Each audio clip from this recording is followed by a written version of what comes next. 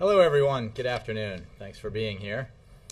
Before I take your questions, let me give you a little readout. President Obama spoke separately today to European Council President Van Rompuy and Mexican President Felipe Calderón to discuss the economic situation in Europe, as well as preparations for the June 18th through 19th G20 summit in Los Cabos, Mexico. This continues the President's close consultations with fellow leaders about the global economy. President Van Rompuy agreed on the importance of steps to strengthen the resilience of the Eurozone and growth in Europe and globally. President Calderón discussed the agenda of the Mexican presidency of the G20. In both calls, the leaders agreed to work closely together toward a successful summit in Los Cabos. And with that, I'll take your questions. First on the President's economic speech tomorrow. Can you tell us what's new in the speech? Reporting so far suggests that it's a lot of the same things we've heard before. Why package it this way, and will there be something new to it?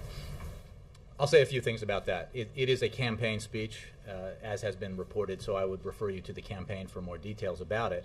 I can tell you that the President believes that this election is a fundamental choice between two very different visions for how we grow the economy, create middle-class jobs, and pay down our debt. The other side's plan is a $5 trillion tax cut that explodes the deficit while gutting the investments we need to grow.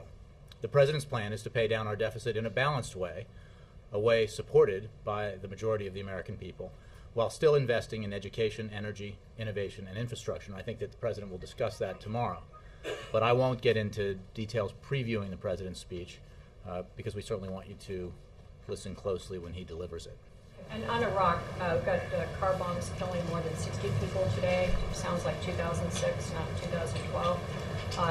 How concerned is the President about the slide in violence toward Iraq? Do you consider it on the way to being a failed state? And separately, are you considering pulling the nominee of the U.S. ambassador to be nominated to be Ambassador Brett McGurk? I'll start with the second part. The President has nominated Brett McGurk to be ambassador to Iraq for the United States. We believe that our nation will be greatly served by his experiences in Iraq, and we look forward to the Senate's advice and consent on his appointment. With regard to the violence, we strongly condemn the recent attacks in Iraq. The targeting of innocent civilians and security forces is cowardly and reprehensible. We offer our condolences to the families of the victims and support the continued efforts of Iraqi government forces to bring those responsible to justice. I would simply say that it's important to remember that while we have seen that extremist groups in Iraq are still able to use violence and cause harm, we believe their capabilities have been diminished in recent years. Also, Iraqis continue to reject extremist tactics in support of peaceful methods of resolving their disputes. There have been occasional periods where there have been increases in violence, but overall violence is greatly decreased from the time period that you referenced in particular. Also, I think worth noting is that Baghdad hosted an important series of negotiations not that long ago, and their ability to do that in a secure way demonstrates the progress that they've made in that country and in their capacity to provide security in a place like Baghdad. Reuters. Jay, the Secretary of State has accused Russia of providing attack helicopters to Assad's forces in Syria, and Russia has accused the United States of supplying arms to the rebels. I wondered if you could explain how President Obama and President Putin will address this in Los Cabos, how serious a strain it is to U.S.-Russia relations this issue. Sure, a couple of points. One, we do not and have not supplied weapons to the Syrian opposition. You know our position on that, and we've made it very clear. That position has not changed. What Secretary Clinton said was a continuation of what we've been saying, which is we have been expressing our concern about the provision of arms and weaponry to the Assad regime. This is not new, but it is an issue that we have discussed with the Russians, and we obviously view with some concern because it enhances Assad's capacity to wage war or wage violence upon his own people, which is what he's been doing. So We are engaged with the Russians on this issue, as you know, and we obviously have some differences with the Russians on this issue. Where we broadly agree, I think, and where the entire international community agrees, is that we need to create a situation that allows for a transition in Syria during what remains a window of opportunity here, but a closing window of opportunity to achieve that transition before the situation devolves into a broader sectarian civil war. So we are continuing to engage with our international partners in different forums, the United Nations, the Friends of Syria, and elsewhere, to isolate and pressure Assad. We take new steps regularly with our partners to do that through sanctions and other means, to help prop up or stand up the opposition, help it organize itself, provide it non-lethal assistance and humanitarian aid to the Syrian people, and we'll continue to do that. Meanwhile, the situation in Syria is obviously terrible. Assad's brutality is unacceptable. He will go down in history as a tyrant who will be loathed by generations of Syrians who are the victims of his brutality. Will the President be speaking with his Russian counterpart about the attack helicopter issue ahead of the G20, or will that wait? Yeah, I would just say that this is the issue of helicopters is part of a broader concern that we've expressed and we'll continue to express as we discuss with the Russians and others about next steps that need to be taken to help bring about the political transition that is so essential for the future of the Syrian people. I am sure that Syria will be a topic of discussion both in bilateral meetings as well as more broadly at the G20. But I don't have anything specific in terms of what will be on the agenda in that specific bilateral. Yes, Jay. To follow up on the question on McGurk, the letter from the 6 Republicans on the Senate Foreign Relations Committee is pretty specific about their issues. They say McGurk lacks the leadership and management experience necessary to lead America's largest embassy in one of the world's most volatile regions. Members also have further doubts that stem from his role in the Box 2011 status of forces agreement negotiations. Furthermore, senators are concerned by reports that some Iraqi political groups have stated they will not work with McGurk if confirmed. And finally, the public release of information detailing unprofessional conduct demonstrates poor judgment and will affect his credibility in the country where he's been nominated to serve. These are pretty serious concerns.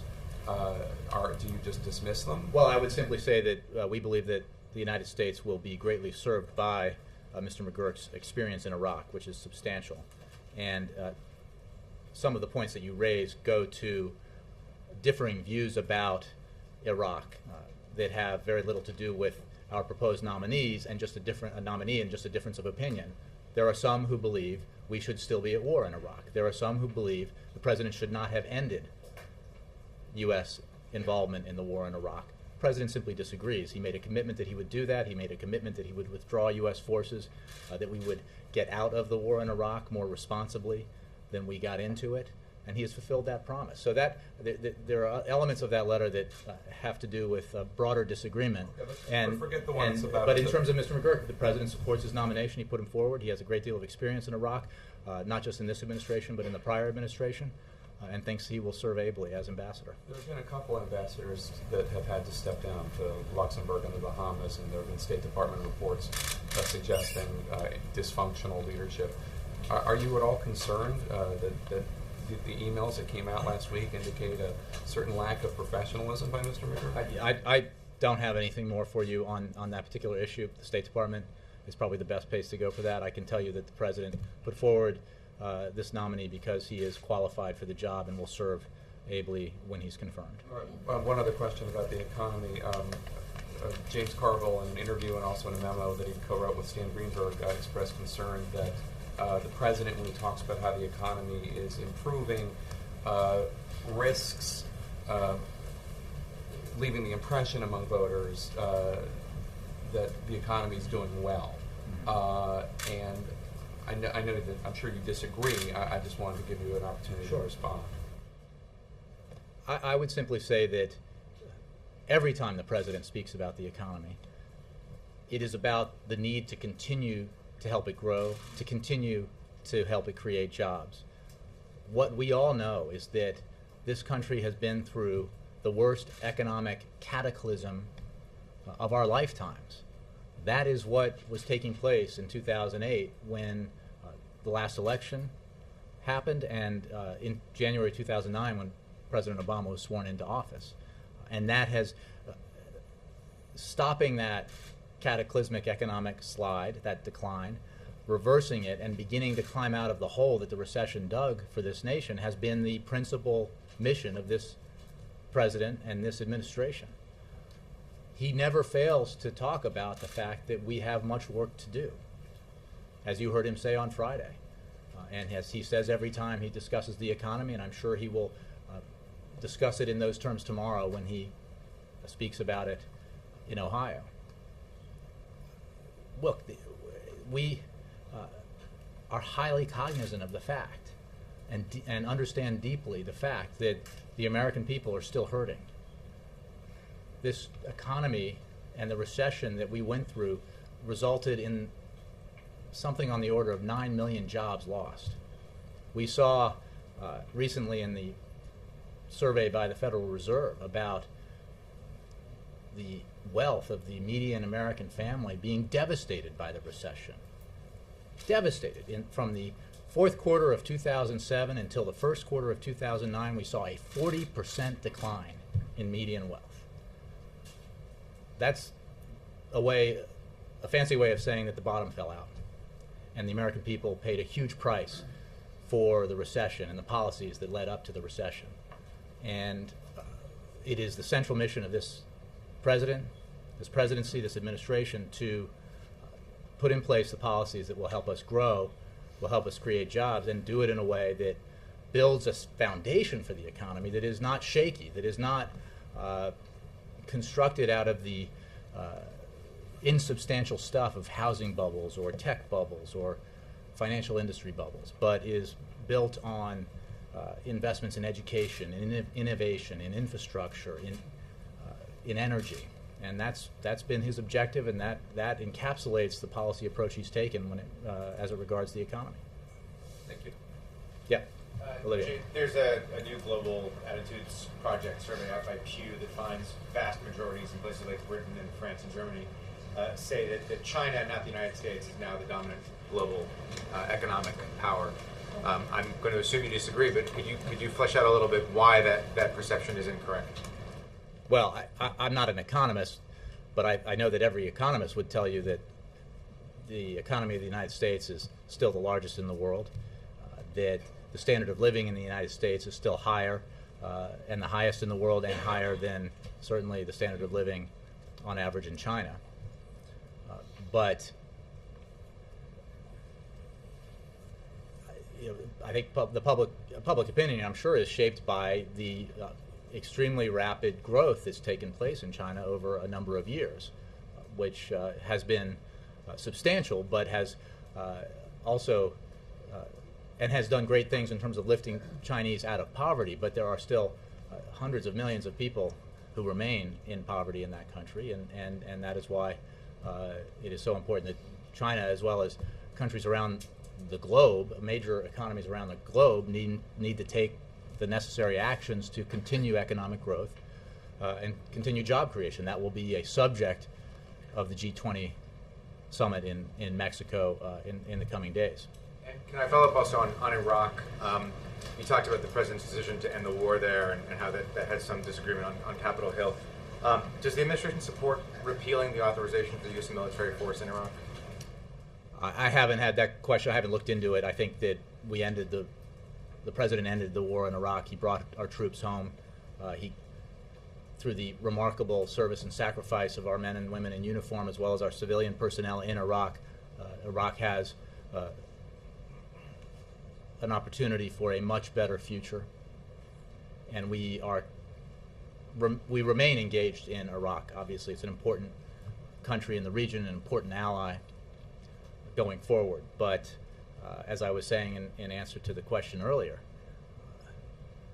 there are those who argue here in Washington that we should not have withdrawn forces from Iraq, that 8 years wasn't enough, that we should continue to have U.S. troops there. The President disagrees.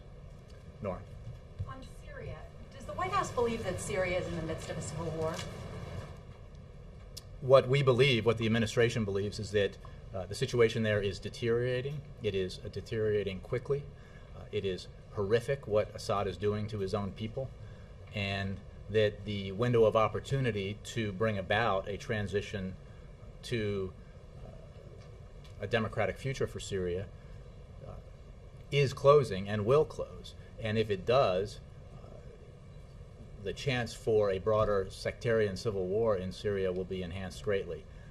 Defining the terminology now, or debating the terminology now, is far less important than making sure that we're taking actions to collectively to bring about that transition, and that requires the cooperation of nations around the world, nations on the United Nations Security Council. That goes to what I was discussing earlier about our regular conversations with the Russians and the differences we have with the Russians about the Assad regime in Syria and how to bring about a transition there. But we are continuing to work on that issue for the very reasons that I think prompted your question.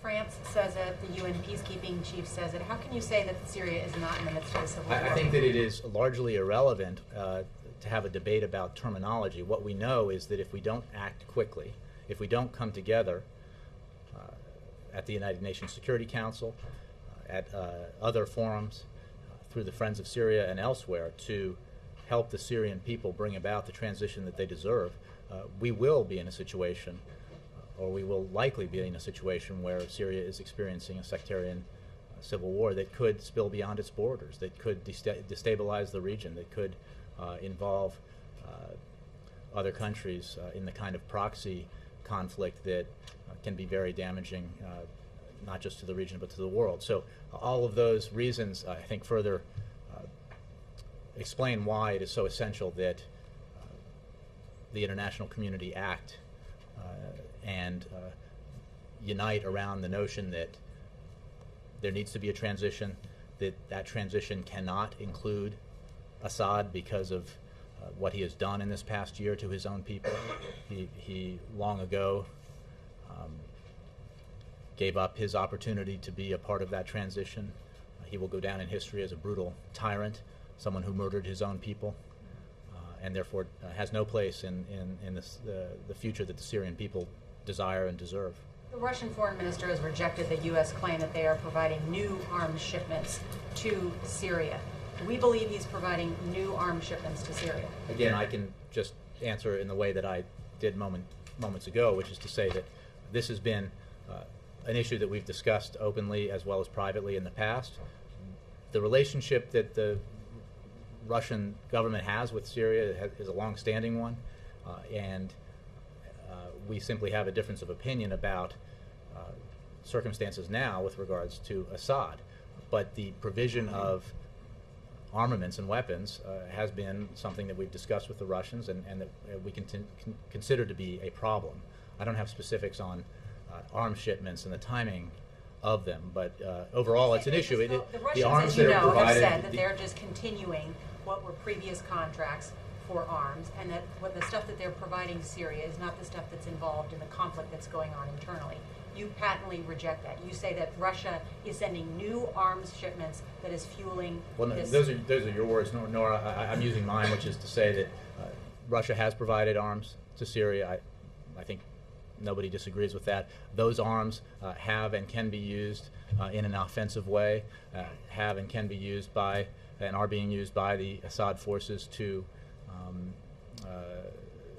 bring about the violence that they're perpetrating on their own people, and that's simply a fact. I'm not here to. From a policy perspective, just so I have this clear, we're asking Russia to end those arms shipments, or are we not asking them? We strongly believe that arms shipments to the Assad regime are the wrong thing to be doing, and that only heightens the violence against the Syrian people. And this is part of a broader perspective that we have that we've made very clear, that we do not believe that any kind of support for the Assad regime right now is helpful. because of what Assad is doing to his people. And again, we've been very transparent about that. It's part of the kind of relationship that we have with Russia, where we can openly discuss our differences as we work together on areas where we agree. And this is something that we're continuing to discuss with the Russians as the world watches what Assad is doing. And one of the points that we make, and that I've made here. That's why you're not saying from the podium, Russia must stop. We believe that everyone should stop providing. Everyone who is providing weapons to the Assad regime should halt the provision of those weapons, because it only, as we've said, providing more weapons only further militarizes the situation. So I think I'm being pretty clear, Nora, about that. And we continue to discuss with the Russians as well as others the steps that need to be taken to bring a halt to this appalling violence against Syrian civilians, and to usher in a period where the future is brighter for Syria, where the possibility of a democratic political transition exists, which is what the Syrian people deserve. Yes. Hey, welcome. Thank you. Two quick questions on events today. The meeting this afternoon with President Perez. He's expected, we expect him to bring up this request for, on this Jonathan Pollard matter, the convicted spy, to ask for clemency. We know there's been some support from a few members of Congress for the idea of commuting his sentence to time served, 27 years. Regardless of whether you've received the letter or request or petition or not, what is the administration's response or stance on the Pollard issue? Sure, our position has not changed and will not change today. And I would simply remind you that Mr. Pollard was convicted of extremely serious crimes. The other one is tonight, this dinner, of course, where President Perez will be given the Medal of Freedom. I understand you guys are you going to be releasing the list of attendees in the interest of transparency? I'll have to get back to you. I'm not sure. Yes, Ed. A couple issues.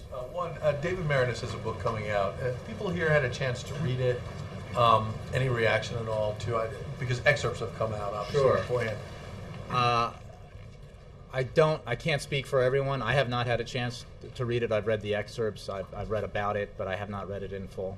So what's your reaction in general, and do you think it'll have any impact on the campaign? Just looking at the president's life, an author who highly respected, et cetera, who spent a lot of time. Well, I don't want to provide a book review here from the podium. The story of the president's life has been told, and not least by the president himself in his own memoir. Whether a book of that nature, the impact it has, is sort of not for me to decide. But again, I haven't read it.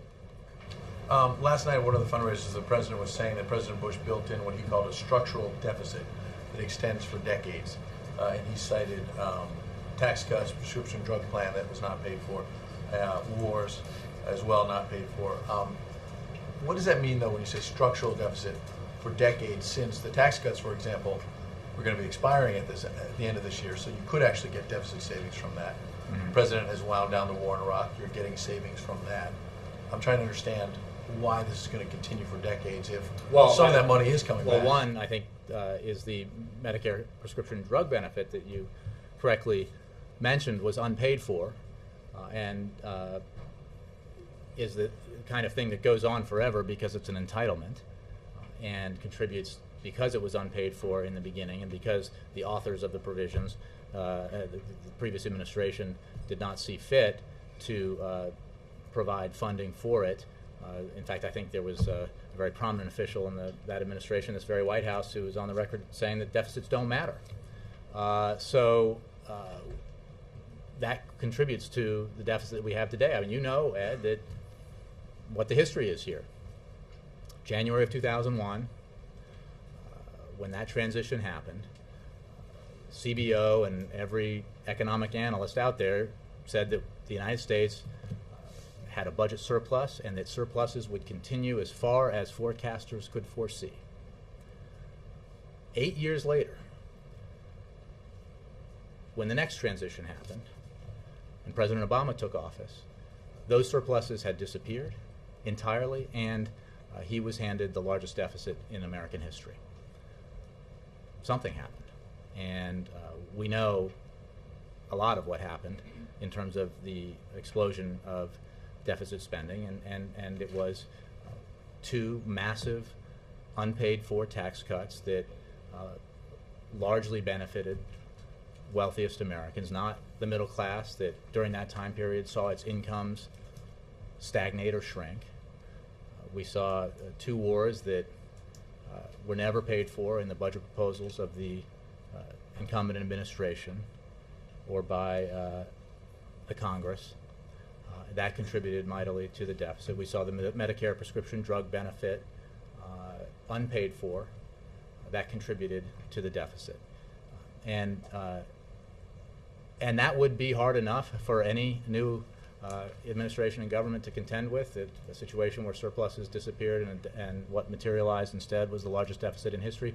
But in addition to that, that was nothing compared to what else the country was facing in January in 2009. As you know, it was an economic crisis the likes of which none of us here had ever seen before. There were headlines every day about the possibility of a global economic collapse, headlines every day about people, prominent people suggesting that banks should be nationalized, that we might see a situation of 25% unemployment in this country, something we hadn't seen since the 1930s. That is the environment that this country was in economically when President Obama was sworn into office. And that is why, as I mentioned earlier, his focus has been so narrowly keyed into the measures that we can take to grow the economy and create jobs. And that is a long-term project when you have a crisis like this. When you see a financial collapse like we saw, recovery takes time, and you need to do not just one thing but many things to help the economy grow, many things to help it create jobs. Large things, medium things, and small things. And that's why the President has put forward so many proposals that do that. Some of them have passed, and they have had a positive impact, but not enough of them have passed, and that's part of the debate that we're having right now. For example, one of the weak spots in our economy has been in the area of state and local government, where budget constraints have forced decisions upon officials in states and localities to lay off teachers, to lay off firefighters and police officers.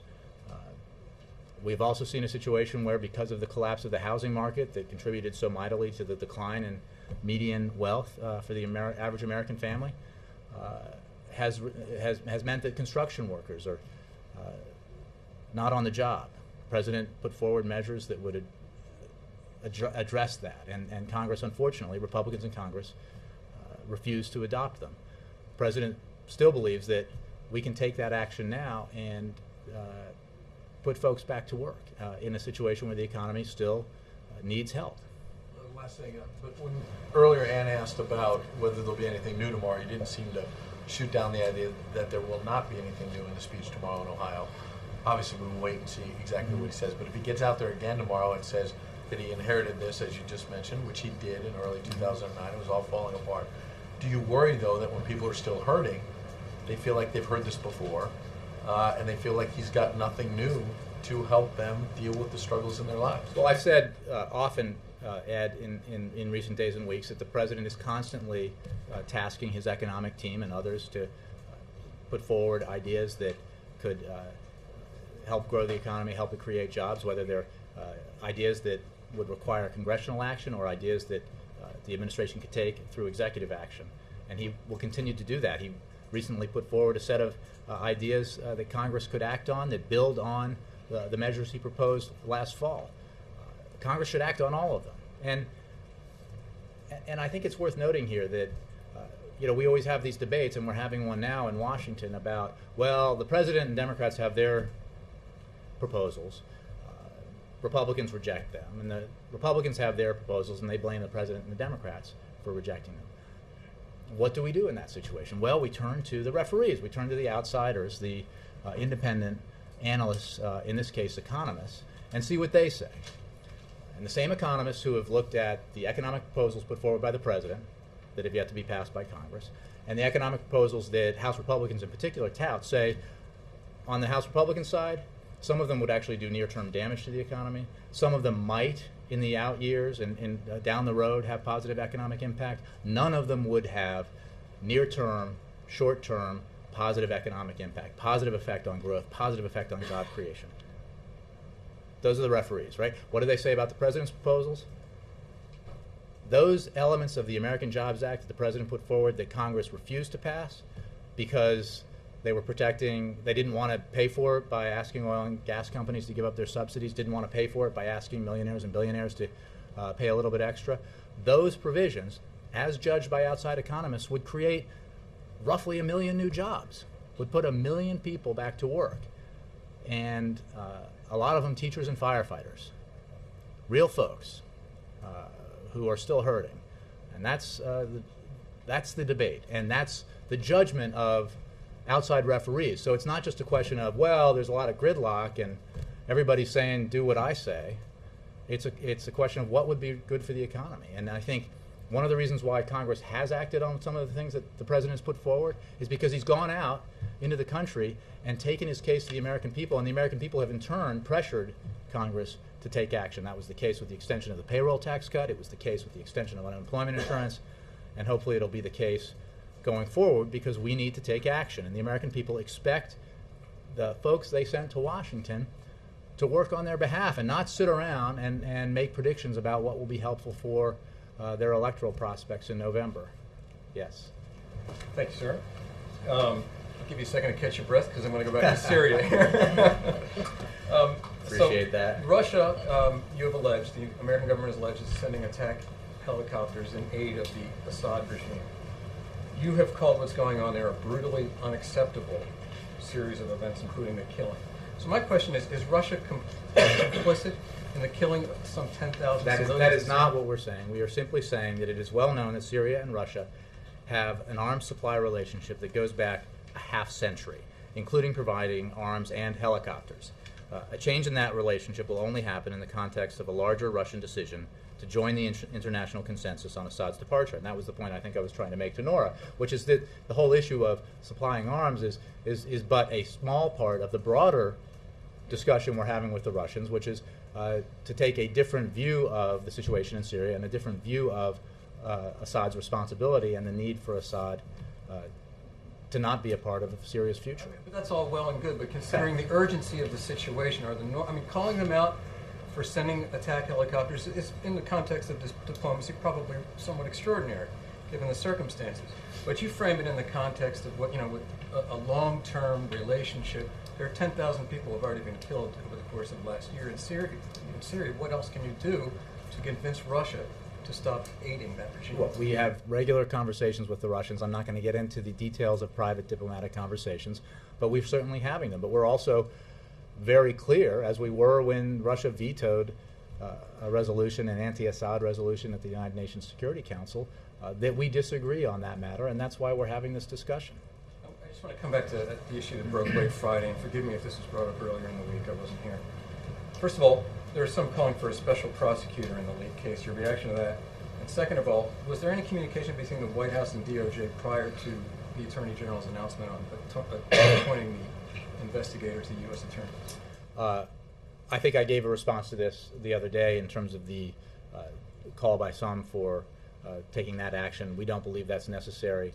This administration takes the leaking of classified and sensitive information very seriously. The President spoke to that himself in the briefing room here just last Friday, made very clear his views on the matter. And as for the investigation that is underway, that's a DOJ operation, and I would refer you to them for details. I'm certainly not aware of any such discussions. This is an action taken by the Attorney General and the Department of Justice. Can I follow up on Syria? Did Secretary Clinton go too far in the accusation she made? Secretary Clinton made clear what we've been saying, which I just said. There's this that the issue of provision of arms is but a part of a broader discussion we're having with the Russians about Assad and his future and what he's doing to the Syrian people right now. The fact of the matter is, Assad will go down in history as a brutal tyrant. And our argument has been to the Russians and others who have supported that regime in the past that it is the wrong thing to do to continue that support because of what he has perpetrated in this past year. And we've been very clear about that. She made a very specific allegation about a particular kind of weaponry that can be used in a particularly brutal way, and it obviously has antagonized the Russians. Was that the intention of the administration, to get that out there and provoke a response? I think we've been very clear about, as I've said a few times now, about our concern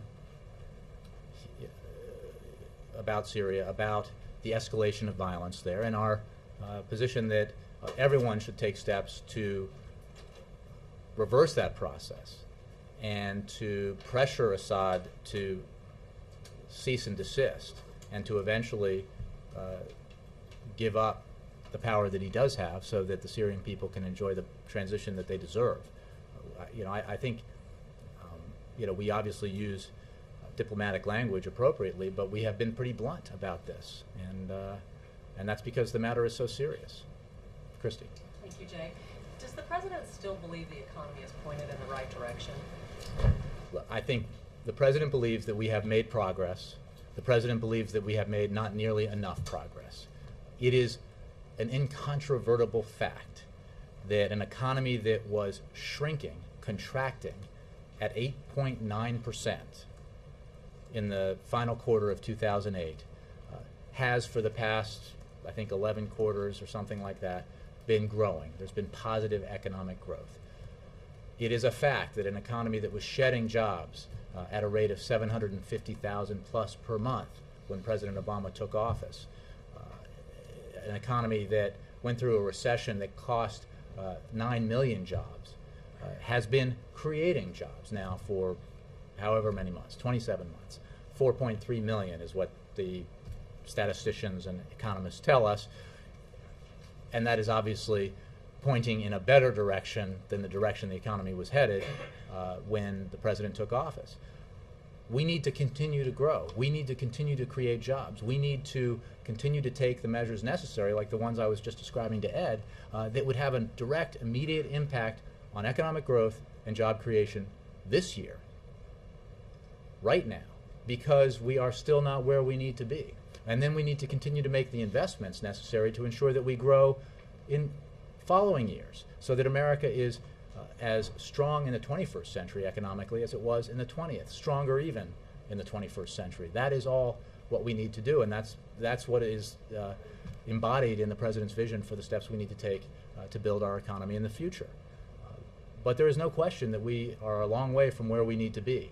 The hole was deep, and we are only partway out of it.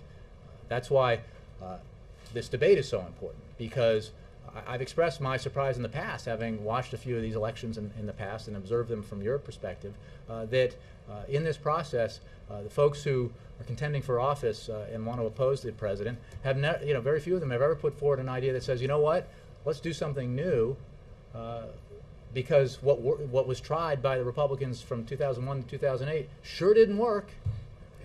Does anybody argue that it worked?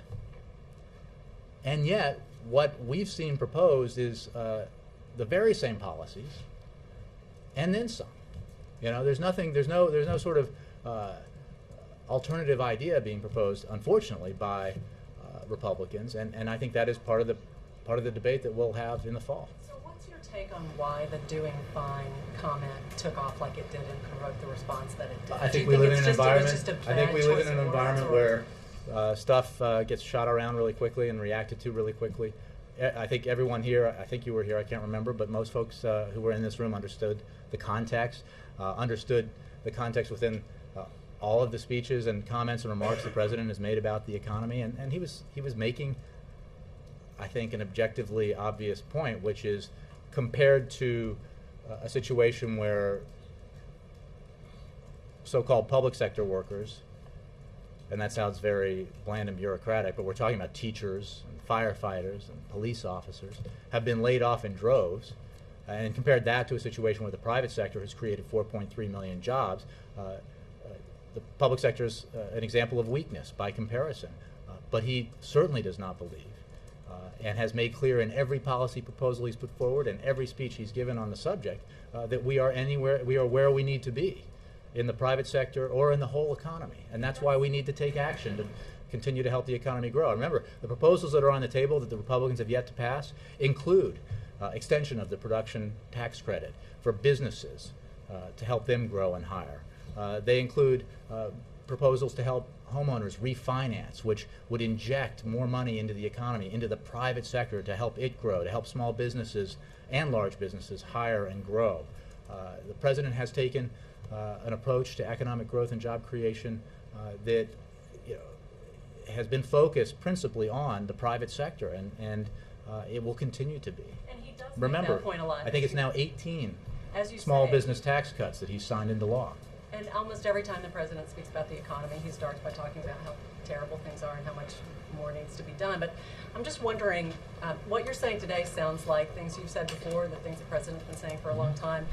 I just wonder if you have a sense of why that is not connecting, and why people don't. I think people are seem to still be hurting. receiving I think that the economy message. is not recovered, and it's not where it needs to be. We are still emerging from a terrible recession that saw the loss of 9 million jobs, that in a short period, as elucidated by the Federal Reserve report from the fourth quarter of 2007 to the first quarter of 2009, all of it within that period, a 40% reduction in median household wealth. That means average Americans saw their wealth, principally in their homes, just collapse in that period from the fourth quarter of 2007 to the first quarter of 2009. That's a terrible situation, and it I think highlights the kind of economic situation that we found ourselves in 2008, and that this president confronted when he took office in 2009. And if I may, it elucidates why we cannot sensibly adopt the policies that help create a situation where median household wealth dropped 40% in a little over a year. That was terrible for the American people. So why adopt policies that say, you know what, let's let the financial industry write its own rules again. Let's repeal Wall Street reform. Let's let credit card companies have their way with consumers. Health insurance companies, go for it. Take advantage of people again, because it worked so well in the first decade of this year. Yes? My name is Anos Dimandis, and I'm a correspondent from the Sky TV of Greece.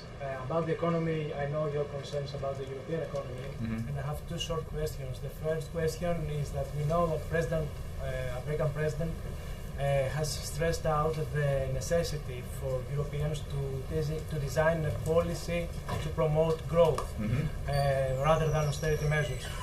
What I want to know is whether the United States, as a major contributor to the IMF, would support the new elected Greek government in their efforts, in the Greek efforts to persuade Europeans and the IMF to ease the austerity measures and to boost, to take steps towards growth, towards boosting growth.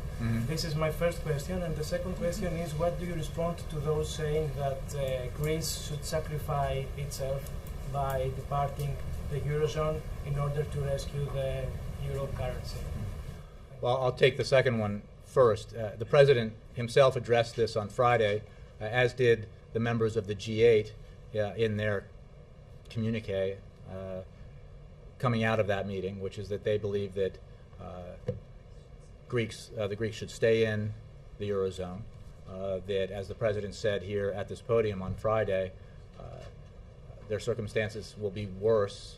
They will be worse off if Greece were to exit the Eurozone. That's his view. It's the view of the G8. On the broader issue that you mentioned in your first question, I think, again, that was reflected in the statements coming out of the G8, the fact that everyone was in agreement that there needs to be a focus on economic growth and job creation in the near term. The President has said that the approach that he believes is right for America is a helpful guide to I think, an approach in Europe and elsewhere, which is growth and job creation in the near term while putting measures into place now that will help control debt and control deficits in the medium and long term. It is important that Europe undertake the kinds of reforms that have been adopted. We have said that all along. It is also important that Europe take action to increase growth and increase job creation, and both are important. And the emphasis, I think, that was reflected in statements coming out of the G8 reflect the President's views on this balance between growth and jobs on the one hand and austerity, or so-called austerity, on the other. All right. Thank you all very much. Appreciate it.